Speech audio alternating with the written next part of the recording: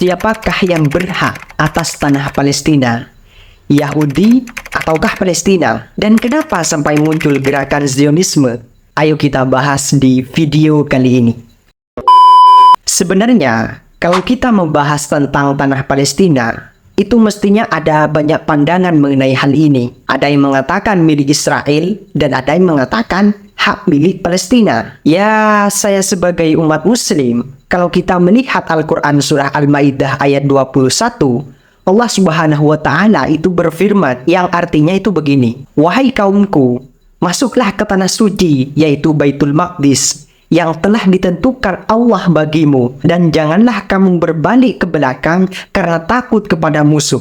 Nanti kamu menjadi orang-orang yang rugi. Jadi kesimpulan ayat tadi itu begini. Pewaris tanah Palestina sebenarnya adalah manusia yang beriman kepada Allah Subhanahu wa Ta'ala. Wahyu yang dibawa oleh semua nabi semenjak Nabi Ibrahim, Ishak, Ismail, Yakub, bahkan sampai Nabi Muhammad adalah ajaran tauhid yang hanya mengesahkan Allah dari sembahan lainnya. Nah, kepemilikan tanah Palestina bukan terletak pada keturunan manusia tersebut. Allah lah yang memiliki semua tanah yang ada di muka bumi ini. Dan Allah lah yang menyuruh mereka, yaitu Bani Israel, untuk mendudukinya selama mereka beriman kepada Allah. Nah, Bani Israel itu enggan dan mengabaikan perintah Allah untuk membujuk orang kafir yang menduduki Palestina. Oleh karena itu, tanah Palestina itu bukan milik mereka lagi karena mereka tidak mentaati perintah Allah. Dengan demikian,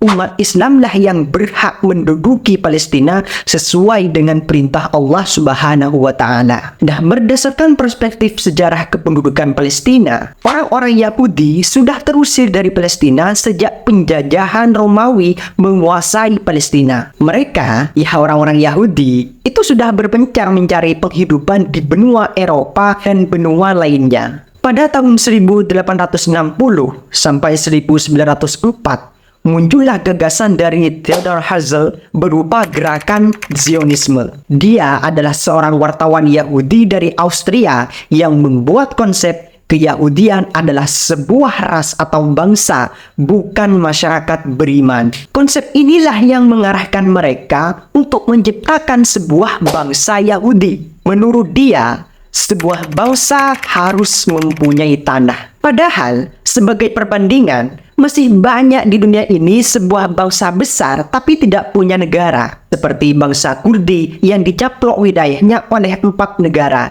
yaitu Turki, Irak, Suriah, dan Iran. Gerakan inilah yang membuat uskup di Palestina hari ini sebagai gerakan Zionisme yang bertujuan untuk mempersiapkan kedatangan Dajjal. Sebenarnya, gagasan Theodor Herzl itu tidak sepenuhnya diterima oleh tokoh kunci umat Yahudi dahulu, seperti Martin Buber, Karl Popper, Hermann Cohen, sampai Judah L. Magnes. Ya, alasannya mereka, gagasan tersebut akan jadi sia-sia dan tak sesuai dengan visi Yahudi yang justru menyebar ke seluruh dunia. Tapi, gagasan itu tetap dipertahankan oleh Herzl sampai gagasan itu bertahan dan berkembang sampai sekarang. Dan anehnya, kenapa gagasan Theodor Herzl itu tentang gerakan Zionisme terus bertahan dan berkembang sampai sekarang? Padahal, terbentuknya negara Israel itu, yang mayoritasnya adalah orang-orang Yahudi, itu terbentuk pada tahun 1948.